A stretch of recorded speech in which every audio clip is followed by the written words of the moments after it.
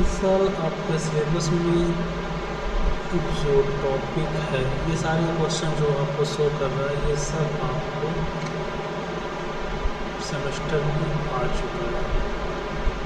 चाहे ये टॉपिक जो आपको दिख रहा है, ठीक है, तो इसमें आपको एक क्वेश्चन पूछा गया था, राइट द शॉर्ट नोट्स, ठीक,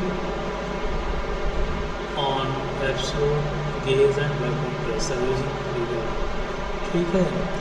तो जो भी हम प्रेशर मेज़र करेंगे वो एटमॉस्फेरिक प्रेशर के रेफरेंस में ही मेजर करेंगे, ठीक। तो pressure is usually expressed in reference to either absolute zero pressure और कंप्लीट वैक्यूम और लोकल एटमॉस्फेरिक प्रेशर, देखिए यहाँ लिखा हुआ है, ठीक। तो ये आपको स्टेटमेंट और ये फिगर आपको याद होना चाहिए।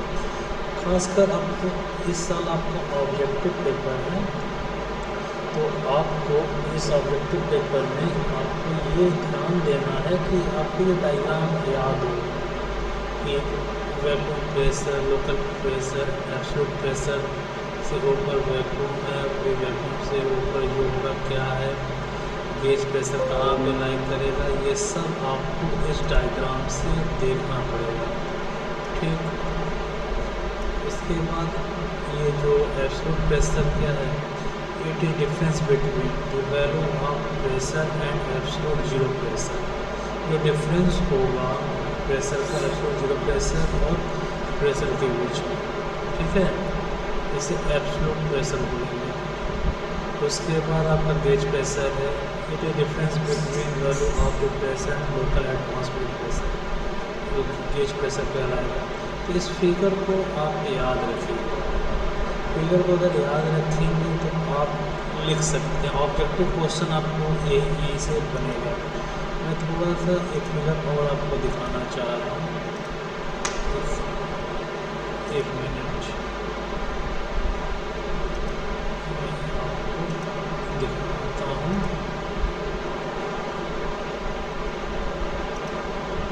एक क्वेश्चन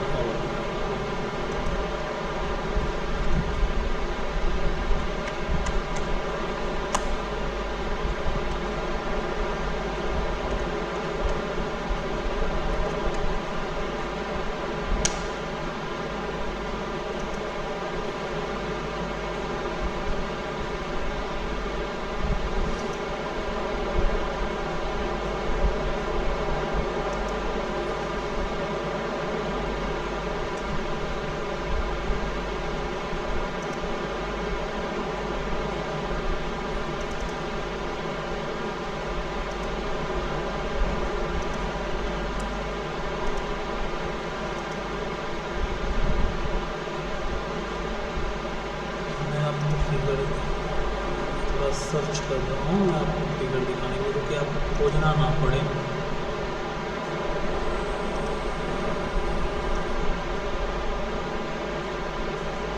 नेट से इसको डाउनलोड करना, ठीक।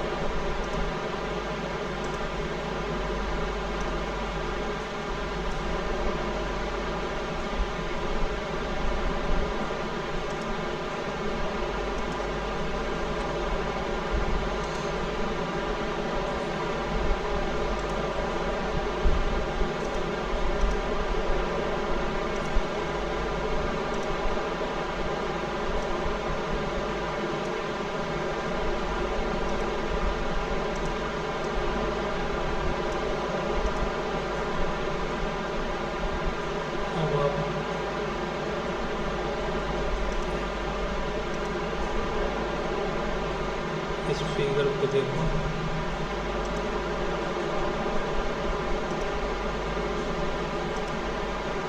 मैं ऐड कर रहा हूँ एक और बिंदु। इस फिगर को देखिए, इसमें शायद आपको क्लियर हो जाए। ठीक है, देखो इसमें वैल्यू लिखा हुआ है एटमॉस्फेरिक प्रेशर, जो एटमॉस्फेरिक प्रेशर है एटमॉस्फेयर से ऊपर आपका गेज प्रेशर है और फिर एटमॉस्फेयर से नीचे आपका वैक्यूम प्रेशर है absolute zero compared to vacuum. ठीक है, ये वेरिएशन को, इस ग्राफ को आपको दोनों में से कोई एक ग्राफ आपको याद रखना पड़ेगा, तभी आप इस प्रॉब्लम को सॉल्व कर सकते हैं। इसमें ऑब्जेक्टिव में आपसे ये कह देगा, ये बताइए गेज प्रेशर और एब्सोल्यूट प्रेशर, एटमॉस्फेयर प्रेशर ऊपर लाई करता है या नीचे लाई करता है। ठीक है, या एब्सोल्यूट जीरो से ये लोकल एटमॉस्फेयर प्रेशर ऊपर होता है या नीचे होता है। टोटल एब्सोल्यूट प्रेशर इक्वल क्या होगा, तो जैसे आप gauge pressure plus local atmosphere pressure आप ऐड कर सकते हैं, या एब्सोल्यूट प्रेशर इक्वल आप ऐड कर सकते हैं gauge pressure plus vacuum pressure plus absolute pressure. या अगर आपसे कहा जाए एब्सोल्यूट प्रेशर इक्वल क्या होता है, तो आप local atmospheric pressure minus vacuum pressure ये भी कर सकते हैं, या एब्सोल्यूट प्रेशर। ठीक है, तो इस तरीके से आपको ये निकालना पड़ेगा सारा वैल्यू। ठीक, तो ये आप याद रखिएगा और इसको सॉल्व करने के लिए अब हमेशा ध्यान रखिएगा कैसे आपको ये प्लॉट करना है। ठीक, अब मैं इसके स्टेटमेंट पे बात कर ले रहा हूँ, फिगर ये ध्यान रखिएगा। ठीक, मैं आपको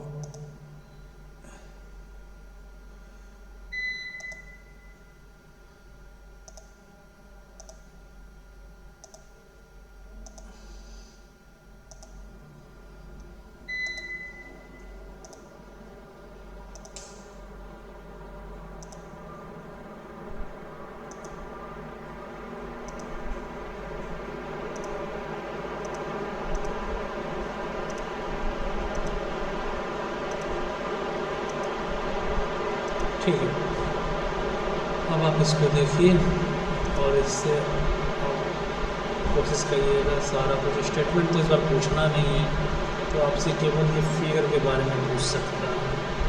तो यहाँ से आपके एक क्वेश्चन या दो क्वेश्चन बनेंगे इस डायग्राम से। अब अगला डायग्राम में आपको शो करना ध्यान से जैसे ऑब्जेक्टिव बनेगा। अब इस फिगर पे आपसे बात करेगा कि स्ट्रेट लाइन n की वैल्यू कब होगा, या लेस देन होगा, इक्वल होगा, रिटर्न फ्लूइड ये सीधे ये दे देगा ये वैल्यू। अब आपसे कहेगा n = 1 किसके लिए, रिटर्न फ्लूइड के लिए, ये दूसरा ऑब्जेक्टिव क्वेश्चन बनेगा। या आपसे कह देगा रिटर्न फ्लूइड के लिए इक्वेशन बताइए, तो टाउ इक्वल म्यू dy/dy जो the Newton fluid behave according to the law of shear stress linear proportional to velocity gradient और रेट ऑफ शियर स्ट्रेंथ। तो आप ये याद रखिएगा, linear proportional to velocity gradient और रेट ऑफ शियर स्ट्रेंथ। तो ये आपको फार्मूला याद रखना होगा एक नंबर के लिए। ठीक है, और नॉन लीनियर के लिए n की वैल्यू, नॉन लीनियर है तो ये पावर n होगा, जो ये आपकी वैल्यू लेस देन 1 होगा और ग्रेटर देन होगा। ठीक है, ये यहाँ से क्वेश्चन बनेगा और देखता हूँ, ये सब सिलेबस में नहीं है क्योंकि आपका सिलेबस इसी साल ऐड हुआ है, नया थोड़ा मॉडिफाई हुआ है। तो यहाँ से हाँ, कंप्रेसिबिलिटी से आपका क्वेश्चन बन सकता है। तो आप कंप्रेसिबिलिटी से आपका ये फार्मूला आपको याद होना चाहिए। इस समय मैं आपको पढ़ा नहीं रहा हूँ, मैं आपको ऑब्जेक्टिव क्वेश्चन के बारे में बता रहा हूँ कि आपको क्वेश्चन कहाँ से बनेगा। ठीक है, तो ये आपको याद होने चाहिए दोनों फॉर्म में, ई के फॉर्म में भी और बी के फॉर्म में। डेंसिटी, प्रेशर और प्रेशर वॉल्यूम के तीनों फॉर्म में आपको याद होना चाहिए ये वैल्यू। ठीक है, यहाँ से आपको क्वेश्चन बन सकते हैं कंप्रेसिबिलिटी पे 1 नंबर या 2 नंबर का। और मैं देख रहा हूँ क्वेश्चन और क्या है, मैं आपको ऑब्जेक्टिव बता रहा हूँ कहाँ से पूछेगा। नहीं, ये सिलेबस में नहीं है, ऑफलाइन।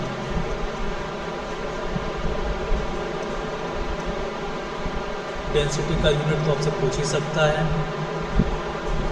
ठीक है, एसआई में क्या होगा इसका, SI में क्या होगा,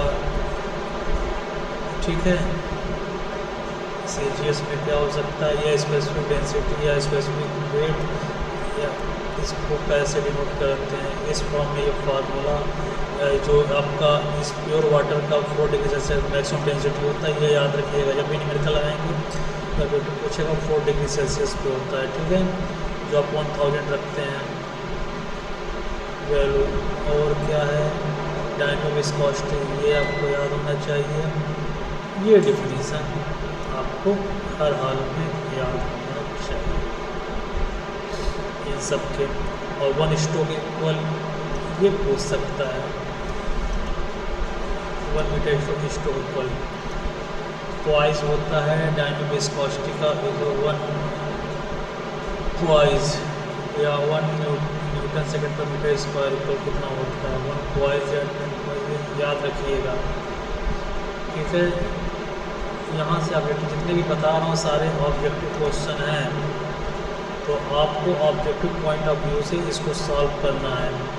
चलिए, तो यहाँ से मैंने आपको बताया डेंसिटी का, तो लीजिएगा डेंसिटी किसका रेशियो ये देख लीजिएगा, स्पेसिफिक डेंसिटी, रिलेटिव डेंसिटी, उसके बाद काइनेमेटिक विस्कोसिटी, उसके बाद कंजर्वेटिव फैक्टर और फार्मूला, और उसके बाद प्रेशर गेज, एब्सोल्यूट प्रेशर और वैक्यूम प्रेशर गेज में रिलेशनशिप देख लीजिएगा, कौन किसको ऊपर लाइक करता है, कौन कहाँ लाइक करता है, ये देखना पड़ेगा आपको। उसका फार्मूला यहाँ से ज़्यादा कोई ऑब्जेक्टिव क्वेश्चन नहीं बनेंगे, ठीक है। रियल फ्लूइड किसे बोलते हैं, न्यूटोनियन फ्लूइड किसे बोलते हैं, इसका फार्मूला क्या रूल फॉलो करता है, n की वैल्यू का ग्रेटर देगा तो उसको क्या बोलते हैं, डिलाइट बोलते हैं।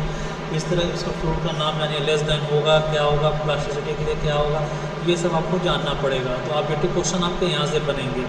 चलिए अब दूसरे टॉपिक पे आते हैं, इस टॉपिक को एंड करते हैं। FM से और ज़्यादा नहीं बनेगा, बहुत होगा बर्नौली इक्वेशन से, मैं इसको ये एंड करता हूँ, बर्नौली इक्वेशन से देखा जाए तो बर्नौली इक्वेशन का भी मैं शेयर ही कर रहा हूँ, मैं भी देख रहा हूँ पहले बर्नौली इक्वेशन में क्या है, ठीक है।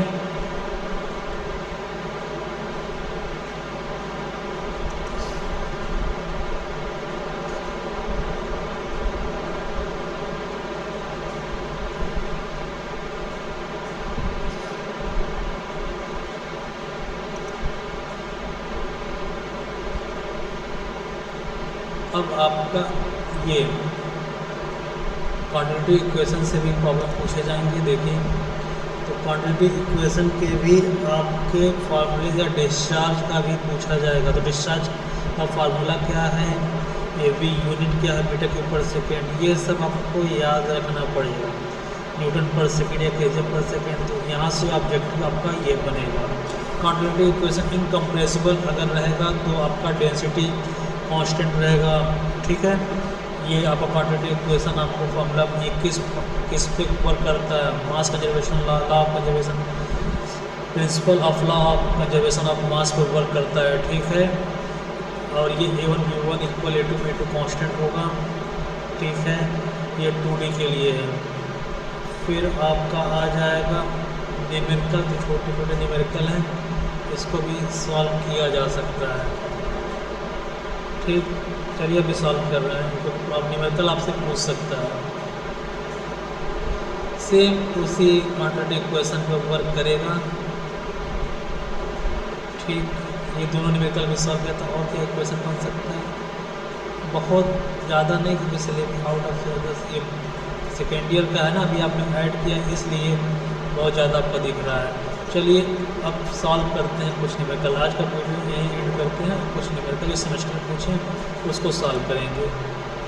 अगर सेकेंड ईयर में पूछ रहा है तो आपको तो और ईजी ही पूछेगा, ठीक है। ऑब्जेक्टिव है तो डायरेक्ट फार्मूले बेस्ड ही रहेगा,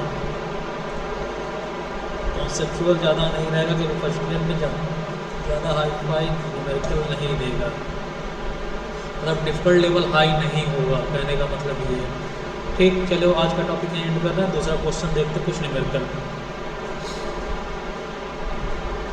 ठीक है। चलो आज का टॉपिक एंड कर रहे हैं।